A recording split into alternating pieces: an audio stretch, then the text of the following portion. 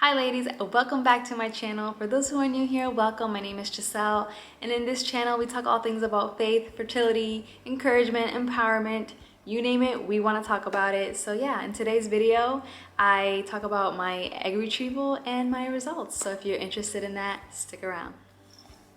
You want to say hi? Let's just stop before we even start the video and say hello everyone. Say mommy's gonna talk about her egg retrieval and how I took good care of her during that time. I literally pick up the camera and this is what they do. They just want to come right to me or start doing things to get my attention. So welcome back. Like I said, in today's video, I want to talk about my egg retrieval process and the results and the recovery. I hope that I don't make this video as long as the injection video because I know that was a little bit long, but I hope to be quick and to the point in this video, and if I'm not, I do apologize. It is what it is. It's IVF. It's a whole nother world, and we just gotta take it as it comes. So egg retrieval day. So I did the trigger shot. I went in for egg retrieval Wednesday, January 18th at 7:30. So my egg retrieval was at 7:30 in the morning, which I was so glad it was at 7:30 in the morning because I think they do like by different times. So depending on when your trigger shot was, so like mine was Monday night at 7:30 on the dot. 7:30 on Wednesday would be my egg retrieval. So 36 hours exactly after your trigger shot is when they do the egg retrieval. And I was not as nervous as I had been throughout the whole entire process. I thought I was gonna be more nervous. I was a little bit more anxious. Thank God the anesthesiologist, he was such a sweetheart. He was just like, you're gonna be fine. And I think the anesthesiologist really kind of helped me relax because honestly, y'all, I was so like I even asked him like, what if I don't wake up from this? He's like, you'll wake up, Giselle, like relax. I was asking those kind of questions, but he put the IV. He actually like used this thing where I didn't feel him doing the IV, so that was good. I remember the doctor coming in, saying hello, you know, and doing all the things, and before I knew it, he like put like, oh, I'm gonna give you some oxygen. And I really don't know the process of like falling asleep when you're going under. I knew you had like a face mask, but they use a different one, so I didn't think anything of it. And by the time I knew it, I was out. And then I woke up literally like maybe 15-20 minutes after that. So I wasn't out that long. I felt like I was out a lot longer. I actually even had a dream while I was sleeping. My nurse was like, you had a dream? Usually people don't dream. But I did.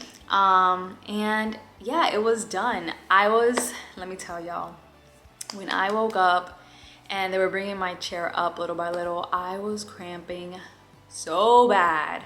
I mean, I felt like my stomach was filled with air. I feel like they pumped air into me. And it was just like massive pain. I felt it right away.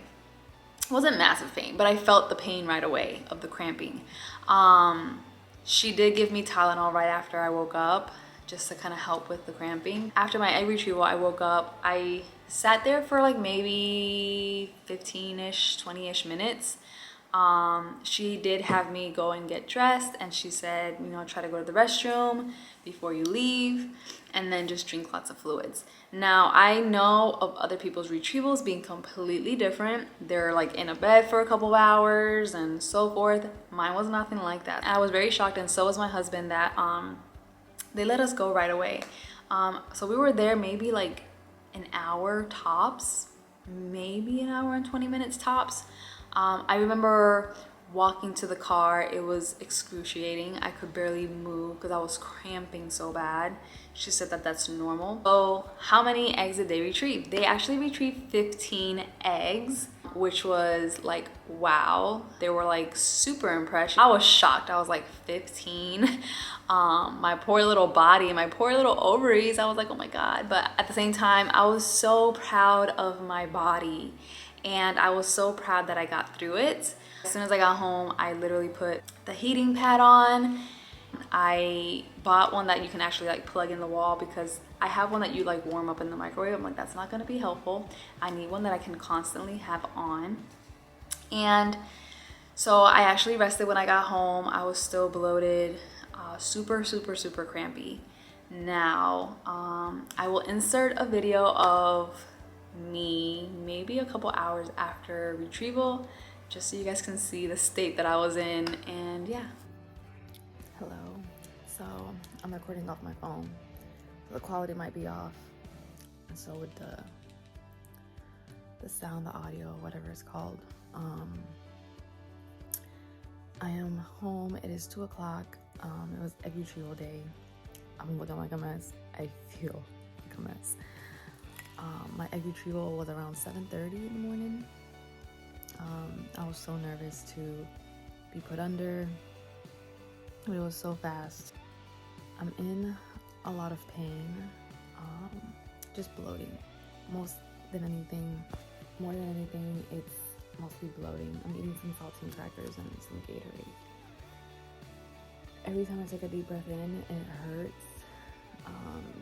When I lay down, it hurts like my shoulders and my chest. It hurts like right here in my diaphragm. The bloating might be a little bit extreme right now, but I'm feeling more awake than earlier. My stomach is on the sensitive side, not too bad. I'm spotting just like they told me I would. But it's just the breathing and the bloating that it's really uncomfortable. So I can't believe our babies are being made right now. That's just crazy to me. That right now our babies are like, it's overwhelming. Anyways, just wanted to jump on, vlog this because I want to look back and remember how I felt, how I looked. And yeah, the doggies have been with me the whole entire time that I've been here. My bed's looking like a mess, but whatever. I didn't record while I was there because you don't even have time. I didn't even have time. So as you can see, I was not looking the best. I did not sound the best. I was in a lot of pain. I actually started having a lot of shoulder pain. So the pain would alternate from shoulder to shoulder. In my diaphragm area, every time I took a deep breath in, it hurt so bad.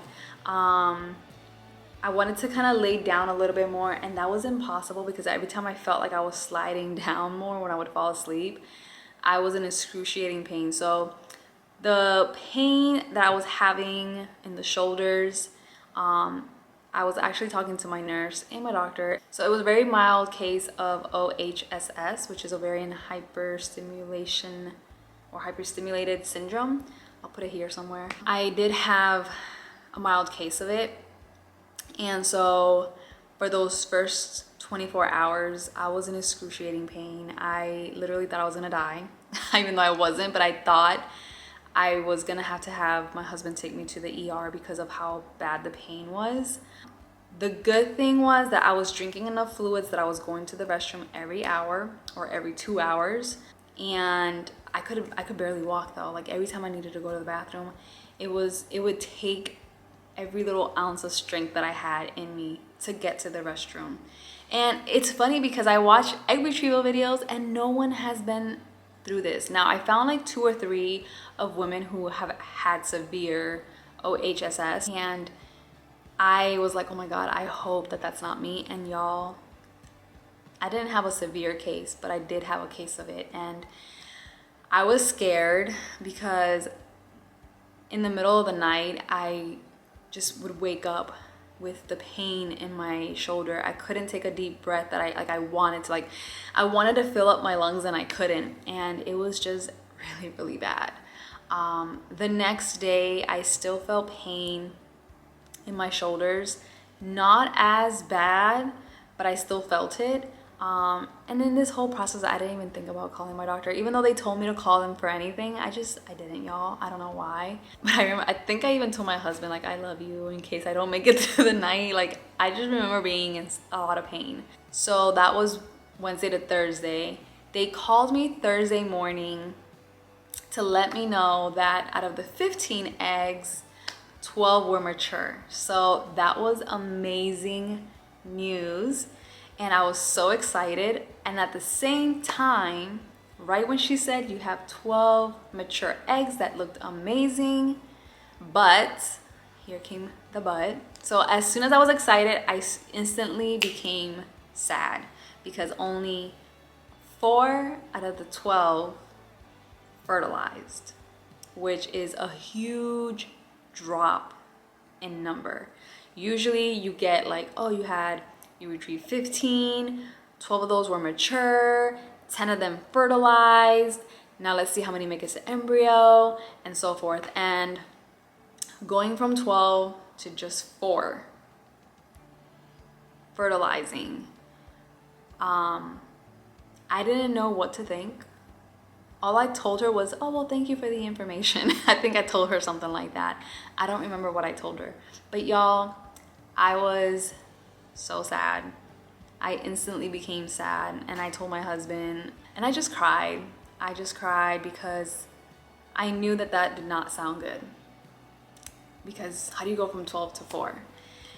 So I just told him, let's just pray for the 4 that we have. And it's just a weird feeling. And I don't know if anybody in this community who has been through IVF feel the same way, but knowing that there are 4 eggs of mine with my husband's DNA, like it's like both of our DNA are in this cell and it's us, you know? And that made it just that more real for me. And I was just instantly overprotective over these 4 that fertilized. And so now it's just a long wait of waiting till day 6, basically, because it was a weekend with a holiday. So I had to wait till Tuesday to find out how many actually made it to an embryo state or a blastocyst. And so, yeah, it took me about so I had that egg retrieval Wednesday, Thursday, Friday, Saturday to like Sunday. Saturday I started walking around the house a little bit better. I was still really slow. I couldn't really walk a lot. And then Sunday, I think, was when I had my first walk like outside with the dogs. And I was not trying to do too much, but enough that I can like get my body moving again. So it took me a while to fully recover. And I've known of people that just bounce right back the next day, and I'm like, that was not my case. So if you're going into egg retrieval, I'm not trying to scare you by any means, because this is like a once, like in every woman, like I don't know how much it happens to women, but it happened to me, and I was a little traumatized, y'all, just to be honest. But I don't want to scare anybody who's going into egg retrieval for their first time. It might just work out just fine for you. But I am a petite person, I am a petite girl, so I'm just saying that it was hard on my body. And the fact that they were able to retrieve 15 eggs was a lot for my body. They did tell me like it was a lot, and I even told the doctor like that's a lot for me. But after like back on like right when it was Monday, I felt back to normal. I still couldn't wear like my jeans, so I was definitely wearing sweats for like 2 weeks almost. I think I wore jeans like maybe 10 days after egg retrieval because I was so bloated still. And I started my cycle right away the next week. So I had egg retrieval Wednesday the 18th, and then the following Wednesday I started my cycle, which was so horrible. Like it was excruciating, and I was just like, oh my god, can this be over? And it lasted almost like a week. But other than that, I recovered just fine. So now we get to Tuesday. Nurse calls me, the embryologist calls me and lets me know how many made it to potentially day 6, day 5, day 6 state. And out of the 4 that fertilized, only 1 made it to an embryo state. And y'all, I remember being in my husband's oncology appointment at Moffitt, and I just started crying on the phone. And then we were waiting in the room for the doctor to come in, and I just started bawling my eyes out. And I'm like, this cannot be happening. And I instantly had to gather myself together because the doctor came in, and I kind of had to like put that on pause for a second. So we were back for like a follow-up for him to check his blood work, and instantly had to like get back into that kind of mentality of like, okay, let's just see how my husband's doing. I can worry about whatever else is happening with me later. But I remember leaving the clinic and we got in the car and I just cried and I started crying. I was so upset that I went through all of this and I only had one embryo. Mind you, let me step back. I was also at the same time grateful that I had one embryo, and I was like, that's my baby. And I was just like instantly in love with this embryo that made it to day 6, like my little fighter. You're such a little warrior, you're gonna get through this. But we were so sad that we had a good result from the egg retrieval, and then now we're just down to one. So we did have it get PG tested. The grading that they gave me for this embryo was a 4BC, which according to them and their charts is not the best quality. It's considered poor quality.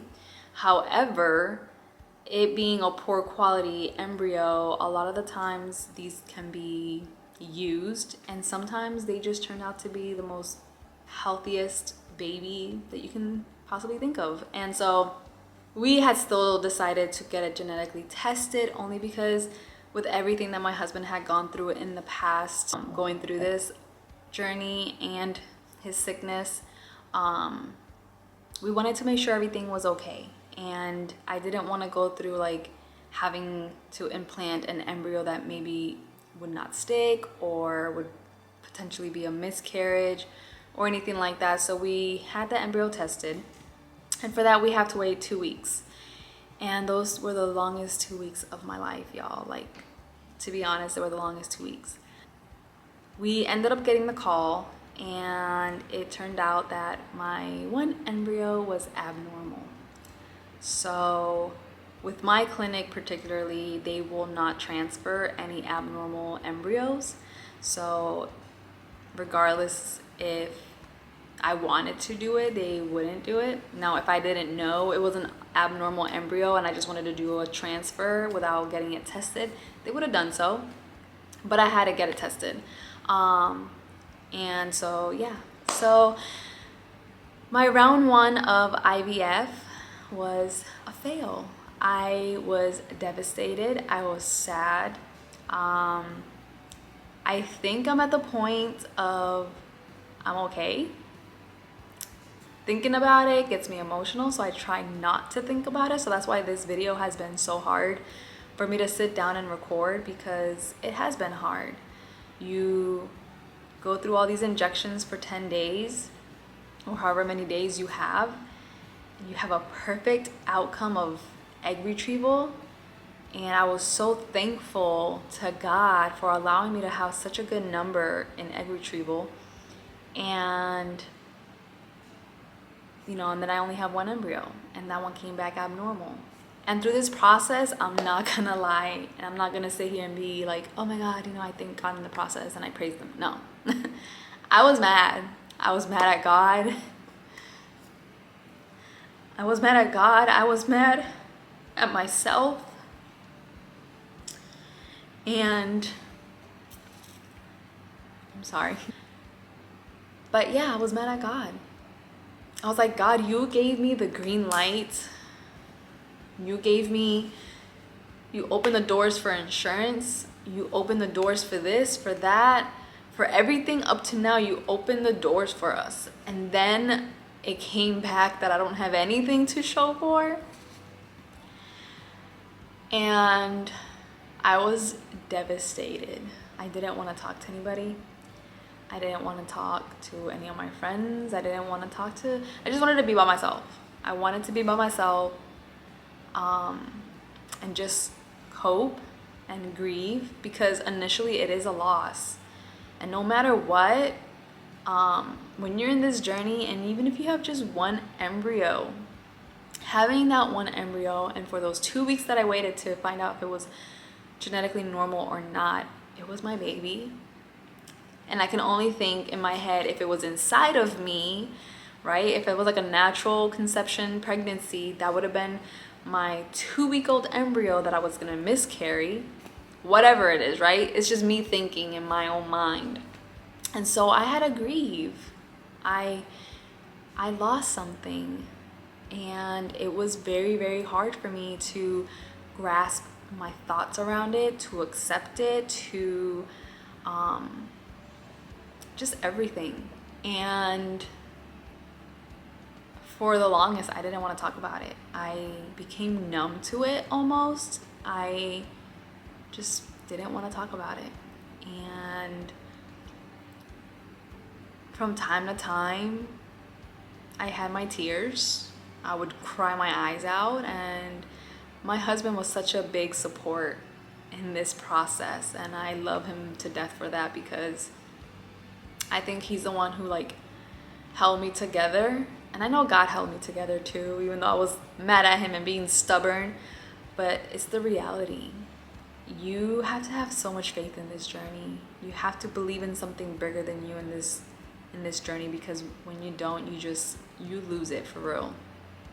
And so for a good while there, I was very angry. I was very hurt. I was like, I'm not doing this again. I just had to have like a sit and have a heart-to-heart with God and pour out my real feelings out and let him know like how I truly felt. Because even though I was mad at God, and I know he had like nothing to do with it, but even though I was mad at God, I didn't tell him, or I didn't express it. And I just didn't want to pray. I didn't want to do anything. I didn't want to watch church online. I didn't want to do anything. And it was hard. But I was like, you know what? God gave me the strength to do this. And after talking to my husband and getting back into prayer and just letting God heal me from the inside, I did a lot of meditation. I did a lot of soul searching, praying, listening to like gospel music when I was just feeling like utterly broken.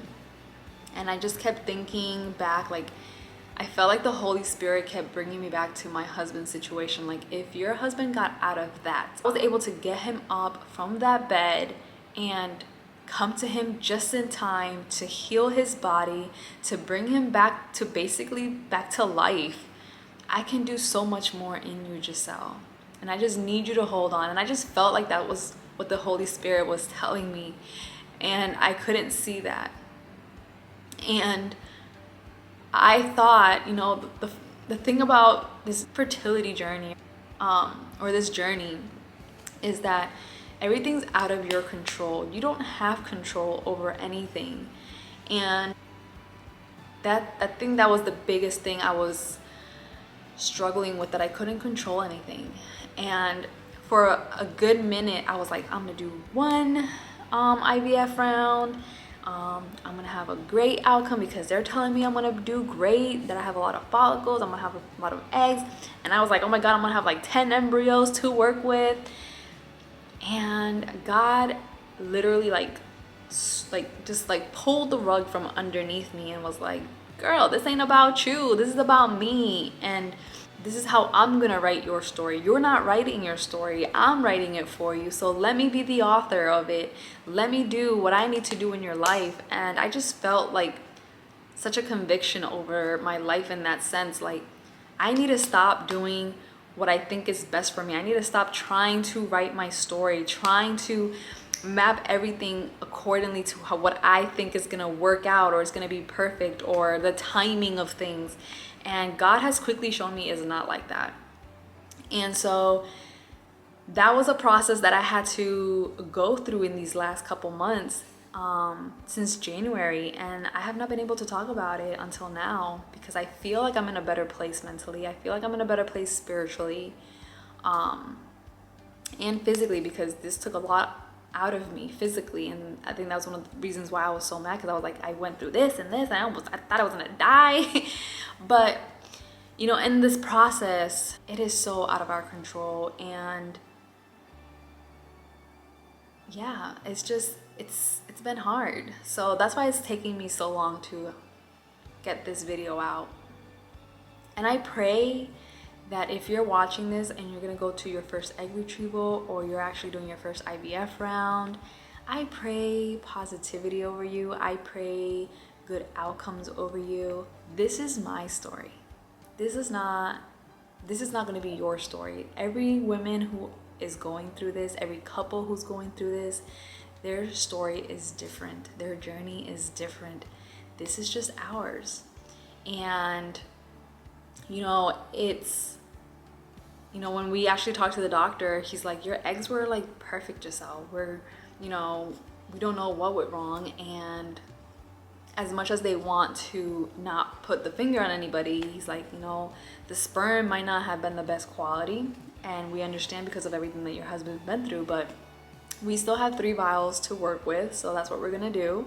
And so, you know, after prayer and after a lot of talking back and forth, we have decided to go with round 2.